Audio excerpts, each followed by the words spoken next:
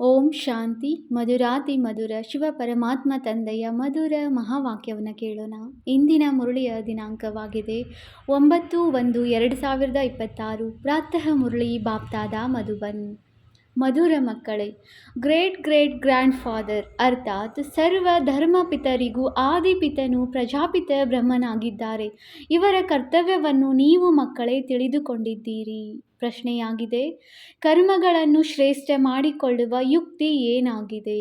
ಉತ್ತರ: ಈ ಜನ್ಮದ ಯಾವುದೇ ವಿಕರ್ಮವನ್ನು ತಂದೆಯಿಂದ ಮುಚ್ಚಿಡಬೇಡಿ. ಶ್ರೀಮತದನುಸಾರ ಕರ್ಮ ಮಾಡಿ, ಆಗ ಪ್ರತಿ ಕರ್ಮ ಶ್ರೇಷ್ಠವಾಗುವುದು. ಎಲ್ಲವೂ ಕರ್ಮಗಳ ಮೇಲೆ ಅವಲಂಬಿತವಾಗಿದೆ. ಒಂದು ವೇಳೆ ಯಾವುದೇ ಪಾಪಕರ್ಮ ಮಾಡಿ ಅದನ್ನು ಮುಚ್ಚಿಟ್ಟರೆ ಅದಕ್ಕೆ 100ರಷ್ಟು ಶಿಕ್ಷೆಯಾಗುವುದು. ಪಾಪವು ವೃದ್ಧಿಯಾಗುತ್ತಾ ಇರುತ್ತದೆ. ತಂದೆಯೊಂದಿಗೆ ಬುದ್ಧಿಯೋಗವು ತುಂಡಾಗುತ್ತದೆ. ಈ ರೀತಿ ಮುಚ್ಚಿಡುವವರ ಸತ್ಯ ನಾಶವಾಗಿ ಬಿಡುತ್ತದೆ. ಆದ್ದರಿಂದ ಸತ್ಯ ತಂದೆಯ ಜೊತೆ ಸತ್ಯವಾಗಿರಿ. ಓಂ ಶಾಂತಿ. ಮಧುರಾತಿ ಮಧುರ. ಅಗಲಿ ಹೋಗಿ ಮರಳಿ ಸಿಕ್ಕಿರುವ ಮಕ್ಕಳು ಇದನ್ನು ತಿಳಿದುಕೊಂಡಿದ್ದೀರಿ. ಈ ಹಳೆಯ ಪ್ರಪಂಚದಲ್ಲಿ ನಾವು ಇನ್ನೂ ಸ್ವಲ್ಪ ದಿನಗಳ ಯಾತ್ರಿಕರಾಗಿದ್ದೇವೆ. ಇನ್ನು 40,000 ವರ್ಷಗಳು ನಾವು ಇಲ್ಲಿರುತ್ತೇವೆಂದು ಪ್ರಪಂಚದ ಮನುಷ್ಯರು ತಿಳಿದುಕೊಳ್ಳುತ್ತಾರೆ. ನೀವು ಮಕ್ಕಳಿಗಂತೂ ನಿಶ್ಚಯವಿದೆಯಲ್ಲವೇ? ಈ ಮಾತುಗಳನ್ನು ಮರೆಯಬೇಡಿ. ಇಲ್ಲಿ ಕುಳಿತಿದ್ದೀರಿ, ಆದರೂ ಸಹ ನೀವು ಮಕ್ಕಳಿಗೆ ಒಳಗೆ ಬಹಳ ಗದ್ಗದಿತವಾಗಬೇಕು. ಈ ಕಣ್ಣುಗಳಿಂದ ಏನೆಲ್ಲವನ್ನು ನೋಡುತ್ತೀರೋ ಇದು ವಿನಾಶವಾಗಲಿದೆ. ಆತ್ಮವು ಅವಿನಾಶಿಯಾಗಿದೆ. ಇದು ಸಹ ಬುದ್ಧಿಯಲ್ಲಿದೆ.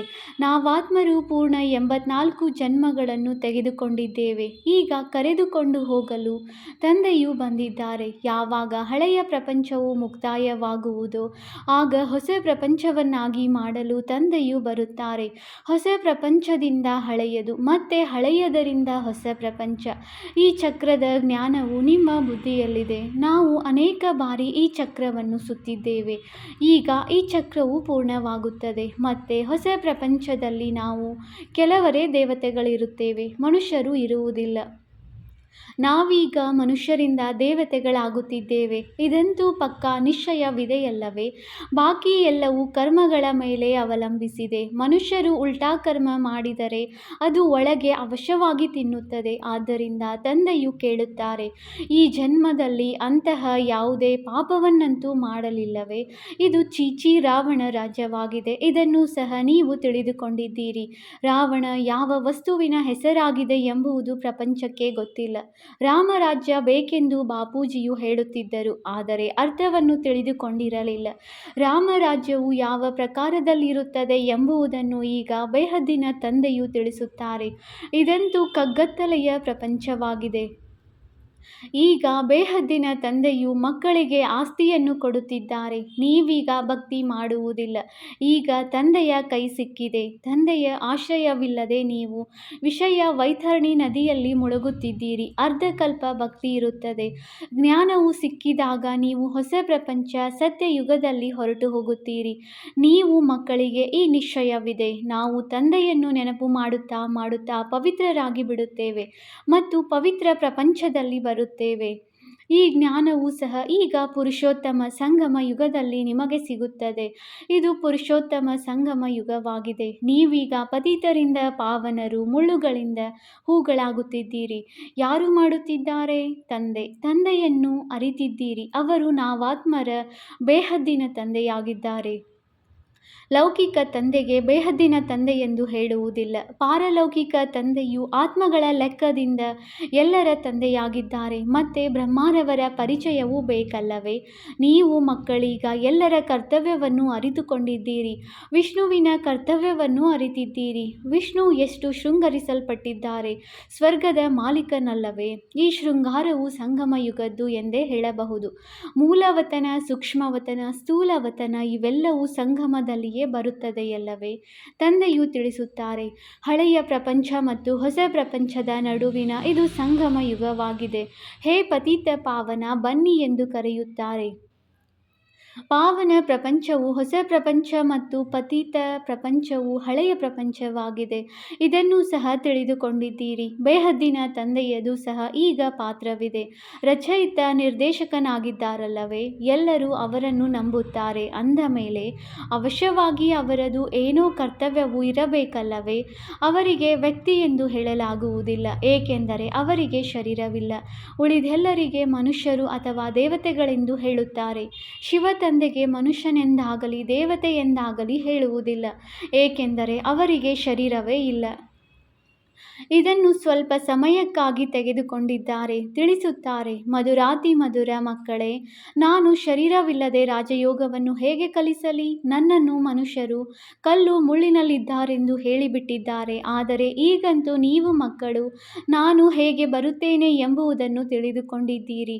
ನೀವೀಗ ರಾಜಯೋಗವನ್ನು ಕಲಿಯುತ್ತಿದ್ದೀರಿ. ಯಾವುದೇ ಮನುಷ್ಯರು ಇದನ್ನು ಕಲಿಸಲು ಸಾಧ್ಯವಿಲ್ಲ. ದೇವತೆಗಳು ರಾಜಯೋಗಿಗಳಾಗಿದ್ದಾರೆ. ಇವರು ಹೇಗಾದರೂ ಅವಶ್ಯವಾಗಿ ಪುರುಷೋತ್ತಮ ಸಂಗಮ ಯುಗದಲ್ಲಿ ರಾಜಯೋಗವನ್ನು ಕಲಿತಿರಬೇಕು. ಅಂದಾಗ ಇದನ್ನು ಸ್ಮರಣೆ ಮಾಡಿ. ಈಗ ನೀವು ಮಕ್ಕಳಿಗೆ ಅಪಾರ ಖುಷಿಯಾಗಬೇಕು. ನಾವೀಗ 84 ಜನ್ಮಗಳ ಚಕ್ರವನ್ನು ಪೂರ್ಣ ಮಾಡಿದ್ದೇವೆ. ತಂದೆಯು ಕಲ್ಪಕಲ್ಪವೂ ಬರುತ್ತಾರೆ. ಸ್ವಯಂ ತಂದೆಯೇ ತಿಳಿಸುತ್ತಾರೆ, ಇವರದು ಬಹಳ ಜನ್ಮಗಳ ಅಂತಿಮ ಜನ್ಮವಾಗಿದೆ. ಯಾವ ಶ್ರೀಕೃಷ್ಣನು ಸತ್ಯಯುಗದ ರಾಜಕುಮಾರನಾಗಿದ್ದನೋ ಅವರೇ ಮತ್ತೆ 84 ಜನ್ಮಗಳ ಚಕ್ರವನ್ನು ಸುತ್ತುತ್ತಾರೆ. ನೀವು ಶಿವನಿಗೆ 84 ಜನ್ಮಗಳೆಂದು ಹೇಳುವುದಿಲ್ಲ. ನಿಮ್ಮಲ್ಲಿಯೂ ಇದು ನಂಬರ್ವಾರ್ ಪುರುಷಾರ್ಥದನುಸಾರ ತಿಳಿದುಕೊಂಡಿದ್ದಾರೆ. ಮಾಯೆಯು ಬಹಳ ಕಠಿಣವಾಗಿದೆ, ಯಾರನ್ನೂ ಬಿಡುವುದಿಲ್ಲ. ಇದನ್ನು ತಂದೆಯು ಚೆನ್ನಾಗಿ ತಿಳಿದುಕೊಂಡಿದ್ದಾರೆ. ತಂದೆಯು ಅಂತರ್ಯಾಮಿ ಎಂದು ತಿಳಿದುಕೊಳ್ಳಬೇಡಿ. ಅವರಿಗೆ ಎಲ್ಲರ ಚಲನೆಯಿಂದಲೇ ಅರ್ಥವಾಗುತ್ತದೆ, ಸಮಾಚಾರವೂ ಬರುತ್ತದೆ. ಮಾಯೆಯು ಒಮ್ಮೆಲೆ ಹಸಿಯಾಗಿಯೇ ಹೊಟ್ಟೆಯಲ್ಲಿ ಹಾಕಿಕೊಳ್ಳುತ್ತದೆ. ಇಂತಹ ಬಹಳ ಮಾತುಗಳು ನೀವು ಮಕ್ಕಳಿಗೆ ತಿಳಿಯುವುದೇ ಇಲ್ಲ. ತಂದೆಗೆ ಎಲ್ಲವೂ ಅರ್ಥವಾಗುತ್ತದೆ. ಆದ್ದರಿಂದ ತಂದೆಯು ಅಂತರ್ಯಾಮಿಯಾಗಿದ್ದಾರೆಂದು ಮನುಷ್ಯರು ತಿಳಿದುಕೊಳ್ಳುತ್ತಾರೆ. ತಂದೆಯು ತಿಳಿಸುತ್ತಾರೆ, ನಾನು ಅಂತರ್ಯಾಮಿಯಲ್ಲ. ಪ್ರತಿಯೊಬ್ಬರ ಚಲನೆಯಿಂದಲೇ ಎಲ್ಲವೂ ಅರ್ಥವಾಗುತ್ತದೆ. ಬಹಳ ಚೀಚಿ ಚಲನೆಯಲ್ಲಿ ನಡೆಯುತ್ತಾರೆ. ತಂದೆಯು ಮಕ್ಕಳಿಗೆ ಎಚ್ಚರಿಕೆ ನೀಡುತ್ತಾರೆ, ಮಕ್ಕಳೇ, ಮಾಯೆಯಿಂದ ಸಂಭಾಲನೆ ಮಾಡಿಕೊಳ್ಳಿ. ಮಾಯೆಯು ಯಾವುದಾದರೊಂದು ರೂಪದಲ್ಲಿ ನುಂಗಿಬಿಡುತ್ತದೆ. ಬಲೆ, ತಂದೆಯು ತಿಳಿಸುತ್ತಾರೆ, ಆದರೂ ಸಹ ಬುದ್ಧಿಯಲ್ಲಿ ಕುಳಿತುಕೊಳ್ಳುವುದಿಲ್ಲ. ಆದ್ದರಿಂದ ಮಕ್ಕಳು ಬಹಳ ಎಚ್ಚರಿಕೆಯಿಂದಿರಬೇಕಾಗಿದೆ.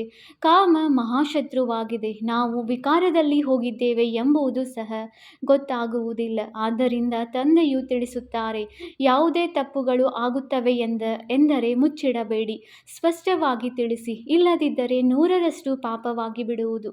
ಮನಸ್ಸು ತಿನ್ನುತ್ತಿರುವುದು, ಒಮ್ಮೆಲೇ ಬಿದ್ದು ಹೋಗುವಿರಿ. ಸತ್ಯ ತಂದೆಯ ಜೊತೆ ಬಹಳ ಸತ್ಯವಾಗಿರಬೇಕು, ಇಲ್ಲವಾದರೆ ಬಹಳ ಬಹಳ ನಷ್ಟವಾಗುತ್ತದೆ. ಮಾಯೆಯು ಈ ಸಮಯದಲ್ಲಿ ಬಹಳ ಕಠಿಣವಾಗಿದೆ. ಇದು ರಾವಣನ ಪ್ರಪಂಚವಾಗಿದೆ. ನಾವು ಈ ಹಳೆಯ ಪ್ರಪಂಚವನ್ನೇಕೆ ನೆನಪು ಮಾಡುವುದು? ನಾವಂತೂ ಹೊಸ ಪ್ರಪಂಚವನ್ನು ನೆನಪು ಮಾಡಬೇಕು. ಎಲ್ಲಿಗೆ ಈಗ ಹೋಗುತ್ತಿದ್ದೇವೆ? ತಂದೆಯು ಹೊಸ ಮನೆಯನ್ನು ಕಟ್ಟಿಸಿದಾಗ ನಮಗಾಗಿ ಮನೆಯು ತಯಾರಾಗುತ್ತಿದೆ ಎಂದು ಮಕ್ಕಳು ತಿಳಿದುಕೊಳ್ಳುತ್ತಾರಲ್ಲವೇ? ಖುಷಿ ಇರುತ್ತದೆ. ಹಾಗೆಯೇ ಇದು ಬೇಹದ್ದಿನ ಮಾತಾಗಿದೆ. ನಮಗಾಗಿ ಹೊಸ ಪ್ರಪಂಚ ಸ್ವರ್ಗವಾಗುತ್ತಿದೆ. ಸ್ವರ್ಗದಲ್ಲಿ ಇರುವುದಕ್ಕಾಗಿ ಅವಶ್ಯವಾಗಿ ಮನೆಗಳು ಇರುತ್ತವೆ. ನಾವೀಗ ಹೊಸ ಪ್ರಪಂಚದಲ್ಲಿ ಹೋಗಲಿದ್ದೇವೆ. ಎಷ್ಟು ತಂದೆಯನ್ನು ನೆನಪು ಮಾಡುವೆವೋ ಅಷ್ಟು ಹೂಗಳಾಗುತ್ತೇವೆ. ನಾವು ವಿಕಾರಗಳಿಗೆ ವಶವಾಗಿ ಮುಳ್ಳುಗಳಾಗಿ ಬಿಟ್ಟಿದ್ದೇವೆ. ತಂದೆಗೆ ಗೊತ್ತಿದೆ, ಮಾಯೆಯು ಅರ್ಧಂಬರ್ಧ ಇರುವವರನ್ನು ಒಮ್ಮೆಲೆ ತಿಂದುಬಿಡುತ್ತದೆ. ನಿಮಗೂ ತಿಳಿದಿದೆ, ಯಾರು ಬರುವುದಿಲ್ಲವೋ ಅವರು ಮಾಯೆಗೆ ವಶವಾಗಿ ಬಿಟ್ಟರಲ್ಲವೇ? ತಂದೆಯ ಬಳಿ ಬರುವುದೇ ಇಲ್ಲ. ಹೀಗೆ ಮಾಯೆಯು ಅನೇಕರನ್ನು ನುಂಗಿಬಿಡುತ್ತದೆ. ಬಹಳ ಒಳ್ಳೆಯದು, ಒಳ್ಳೆಯದು ಎಂದು ಹೇಳಿ ಹೋಗುತ್ತಾರೆ. ನಾವು ಹೀಗೆ ಮಾಡುತ್ತೇವೆ, ಹಾಗೆ ಮಾಡುತ್ತೇವೆ, ನಾವಂತೂ ಯಜ್ಞಕ್ಕಾಗಿ ಪ್ರಾಣ ಕೊಡುವುದಕ್ಕೂ ತಯಾರಿದ್ದೇವೆ ಎಂದು ಹೇಳುತ್ತಾರೆ. ಆದರೆ ಅವರು ಇಂದು ಇಲ್ಲ. ನಿಮ್ಮ ಯುದ್ಧವು ಮಾಯೆಯ ಜೊತೆ ಇದೆ. ಮಾಯೆಯ ಜೊತೆ ಹೇಗೆ ಯುದ್ಧವಾಗುತ್ತದೆ ಎಂಬುದನ್ನು ಪ್ರಪಂಚದಲ್ಲಿ ಯಾರೂ ತಿಳಿದುಕೊಂಡಿಲ್ಲ. ಈಗ ನೀವು ಮಕ್ಕಳಿಗೆ ತಂದೆಯು ಜ್ಞಾನದ 3ನೆಯ ನೇತ್ರವನ್ನು ಕೊಟ್ಟಿದ್ದಾರೆ. ಇದರಿಂದ ನೀವು ಅಂಧಕಾರದಿಂದ ಬೆಳಕಿನೆಡೆಗೆ ಬಂದು ಬಿಟ್ಟಿದ್ದೀರಿ. ಆತ್ಮಕ್ಕೆ ಈ ಜ್ಞಾನದ ನೇತ್ರವನ್ನು ಕೊಡುತ್ತಾರೆ. ಆದ್ದರಿಂದಲೇ ತಂದೆಯು ತಿಳಿಸುತ್ತಾರೆ, ನೀವು ತಮ್ಮನ್ನು ಆತ್ಮನೆಂದು ತಿಳಿಯಿರಿ. ಬೇಹದ್ದಿನ ತಂದೆಯನ್ನು ನೆನಪು ಮಾಡಿ. ಭಕ್ತಿಯಲ್ಲಿ ನೀವು ನೆನಪು ಮಾಡುತ್ತಿದ್ದೀರಲ್ಲವೇ? ಬಾಬಾ, ತಾವು ಬಂದರೆ ಬಲಿಹಾರಿಯಾಗುತ್ತೇವೆಂದು ಹೇಳುತ್ತಿದ್ದೀರಿ. ಹೇಗೆ ಬಲಿಹಾರಿಯಾಗುವುದು ಎಂಬುದನ್ನು ತಿಳಿದುಕೊಂಡಿರಲಿಲ್ಲ. ಈಗ ನಿಮಗೆ ಅರ್ಥವಾಗಿದೆ. ಹೇಗೆ ನಾವಾತ್ಮರಿದ್ದೇವೆಯೋ ಅದೇ ರೀತಿ ತಂದೆಯೂ ಇದ್ದಾರೆ. ತಂದೆಯದು ಅಲೌಕಿಕ ಜನ್ಮವಾಗಿದೆ. ನೀವು ಮಕ್ಕಳಿಗೆ ಎಷ್ಟು ಚೆನ್ನಾಗಿ ಓದಿಸುತ್ತಾರೆ. ನೀವು ಸಹ ಹೇಳುತ್ತೀರಿ, ಇವರು ಅದೇ ತಂದೆಯಾಗಿದ್ದಾರೆ. ಯಾರು ಕಲ್ಪ ಕಲ್ಪವೂ ನಮ್ಮ ತಂದೆಯಾಗುತ್ತಾರೆ. ನಾವು ಸಹ ಬಾಬಾ ಬಾಬಾ ಎಂದು ಹೇಳುತ್ತೇವೆ. ತಂದೆಯು ಮಕ್ಕಳೇ ಮಕ್ಕಳೇ ಎಂದು ಹೇಳುತ್ತಾರೆ. ಅವರೇ ಶಿಕ್ಷಕನ ರೂಪದಲ್ಲಿ ರಾಜಯೋಗವನ್ನು ಕಲಿಸುತ್ತಾರೆ. ಮತ್ಯಾರೂ ರಾಜಯೋಗವನ್ನು ಕಲಿಸಲು ಸಾಧ್ಯವಿಲ್ಲ. ನಿಮ್ಮನ್ನು ವಿಶ್ವದ ಮಾಲೀಕರನ್ನಾಗಿ ಮಾಡುತ್ತಾರೆ. ಅಂದ ಮೇಲೆ ಇಂತಹ ತಂದೆಗೆ ಮಕ್ಕಳಾಗಿ ಮತ್ತೆ ಅದೇ ಶಿಕ್ಷಕರ ಶಿಕ್ಷಣವನ್ನು ಪಡೆಯಬೇಕಲ್ಲವೇ? ಗದ್ಗದಿತರಾಗಬೇಕು. ಒಂದು ವೇಳೆ ಪತಿತರಾದರೆ ಮತ್ತೆ ಆ ಖುಷಿ ಇರುವುದಿಲ್ಲ. ಬಲೆ, ಎಷ್ಟಾದರೂ ತಲೆ ಕೆಡಿಸಿಕೊಳ್ಳಿ. ಹೇಗೆ ಅವರು ನಮ್ಮ ಕುಲದವರು ಅಲ್ಲವೇ ಅಲ್ಲ. ಇಲ್ಲಿ ಮನುಷ್ಯರಿಗೆ ಎಷ್ಟೊಂದು ಉಪನಾಮಗಳು ಇರುತ್ತವೆ. ನಿಮ್ಮ ಉಪನಾಮವು ನೋಡಿ ಎಷ್ಟು ದೊಡ್ಡದಾಗಿದೆ. ಇವರು ಅತಿ ದೊಡ್ಡ ಗ್ರೇಟ್ ಗ್ರೇಟ್ ಗ್ರ್ಯಾಂಡ್ ಫಾದರ್ ಬ್ರಹ್ಮ ಆಗಿದ್ದಾರೆ. ಅವರನ್ನು ಯಾರೂ ತಿಳಿದುಕೊಂಡಿಲ್ಲ. ಶಿವ ತಂದೆಗಂತೂ ಸರ್ವವ್ಯಾಪಿ ಎಂದು ಹೇಳಿಬಿಟ್ಟಿದ್ದಾರೆ. ಬ್ರಹ್ಮನ ಬಗ್ಗೆಯೂ ಯಾರಿಗೂ ಅರ್ಥವಾಗುವುದಿಲ್ಲ. ಬ್ರಹ್ಮ ವಿಷ್ಣು ಶಂಕರನ ಚಿತ್ರವೂ ಇದೆ. ಬ್ರಹ್ಮನನ್ನು ಸೂಕ್ಷ್ಮ ವತನದಲ್ಲಿ ತೋರಿಸಿದ್ದಾರೆ. ಚರಿತ್ರೆಯನ್ನೇನೂ ತಿಳಿದುಕೊಂಡಿಲ್ಲ. ಸೂಕ್ಷ್ಮ ವತನದಲ್ಲಿ ಬ್ರಹ್ಮನನ್ನು ತೋರಿಸುತ್ತಾರೆ. ಅಂದ ಮೇಲೆ ಪ್ರಜಾಪಿತ ಬ್ರಹ್ಮನೆಲ್ಲಿಂದ ಬರುವರು? ಅಲ್ಲಿ ಮಕ್ಕಳನ್ನು ದತ್ತು ಮಾಡಿಕೊಳ್ಳುವರೆ? ಯಾರಿಗೂ ತಿಳಿದಿಲ್ಲ. ಪ್ರಜಾಪಿತ ಬ್ರಹ್ಮನೆಂದು ಹೇಳುತ್ತಾರೆ. ಆದರೆ ಅವರ ಚರಿತ್ರೆಯನ್ನು ತಿಳಿದುಕೊಂಡಿಲ್ಲ. ತಂದೆಯು ತಿಳಿಸಿದ್ದಾರೆ, ಇದು ನನ್ನ ರಥವಾಗಿದೆ. ಬಹಳ ಜನ್ಮಗಳ ಅಂತಿಮದಲ್ಲಿ ನಾನು ಇವರನ್ನು ಆಧಾರವಾಗಿ ತೆಗೆದುಕೊಂಡಿದ್ದೇನೆ. ಇದು ಪುರುಷೋತ್ತಮ ಸಂಗಮ ಯುಗ. ಗೀತಾ ಭಾಗವಾಗಿದೆ. ಈಗ ಪವಿತ್ರತೆಯೂ ಮುಖ್ಯವಾಗಿದೆ. ಪತಿತರಿಂದ ಹೇಗೆ ಪಾವನರಾಗಬೇಕು ಎಂದು ಈ ಪ್ರಪಂಚದಲ್ಲಿ ಯಾರಿಗೂ ತಿಳಿದಿಲ್ಲ. ಸಾಧು ಸಂತ ಮೊದಲಾದವರು ಇಂದಿಗೂ ಕೂಡ ದೇಹ ಸಹಿತವಾಗಿ ಎಲ್ಲವನ್ನೂ ಮರೆಯಿರಿ. ಒಬ್ಬ ತಂದೆಯನ್ನು ನೆನಪು ಮಾಡಿದರೆ ಮಾಯೆಯ ಎಲ್ಲ ಪಾಪಕರ್ಮಗಳು ಭಸ್ಮವಾಗುತ್ತದೆ ಎಂಬುದನ್ನು ಹೇಳುವುದಿಲ್ಲ. ಯಾವುದೇ ಗುರು ಈ ರೀತಿ ಎಂದೂ ಹೇಳುವುದಿಲ್ಲ. ತಂದೆಯು ತಿಳಿಸುತ್ತಾರೆ, ಈ ಬ್ರಹ್ಮನು ಹೇಗಾಗುತ್ತಾರೆ? ಬಾಲ್ಯದಲ್ಲಿ ಹಳ್ಳಿಯ ಹುಡುಗನಾಗಿದ್ದರು. 84 ಜನ್ಮಗಳನ್ನು ತೆಗೆದುಕೊಂಡಿದ್ದಾರೆ. ಮೊದಲಿನಿಂದ ಹಿಡಿದು ಅಂತ್ಯದವರೆಗೆ. ಅಂದಾಗ ಹೊಸ ಪ್ರಪಂಚವೇ ಮತ್ತೆ ಹಳೆಯದಾಗಿ ಬಿಡುತ್ತದೆ. ಈಗ ನೀವು ಮಕ್ಕಳ ಬುದ್ಧಿಯ ಬೀಗವು ತೆರೆದಿದೆ. ನೀವು ಇದನ್ನು ತಿಳಿದುಕೊಳ್ಳಬಹುದು, ಧಾರಣೆಯನ್ನು ಮಾಡಬಹುದು. ನೀವೀಗ ಬುದ್ಧಿವಂತರಾಗಿದ್ದೀರಿ. ಮೊದಲು ಬುದ್ಧಿಹೀನರಾಗಿದ್ದೀರಿ.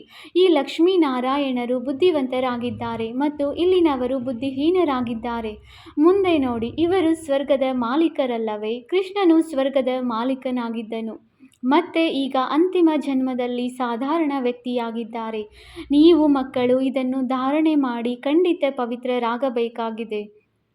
ಮುಖ್ಯವಾಗಿರುವುದು ಪವಿತ್ರತೆಯ ಮಾತಾಗಿದೆ. ಬಾಬಾ, ಮಾಯೆಯು ನಮ್ಮನ್ನು ಬೀಳಿಸಿಬಿಟ್ಟಿತು, ಕುದೃಷ್ಟಿಯಾಯಿತೆಂದು ಬರೆಯುತ್ತಾರೆ. ಅದಕ್ಕೆ ತಂದೆಯು ತಿಳಿಸುತ್ತಾರೆ, ತಮ್ಮನ್ನು ಆತ್ಮನೆಂದು ತಿಳಿಯಿರಿ. ನಾವೀಗ ಮನೆಗೆ ಹೋಗಬೇಕಾಗಿದೆ. ತಂದೆಯನ್ನು ನೆನಪು ಮಾಡಬೇಕಾಗಿದೆ.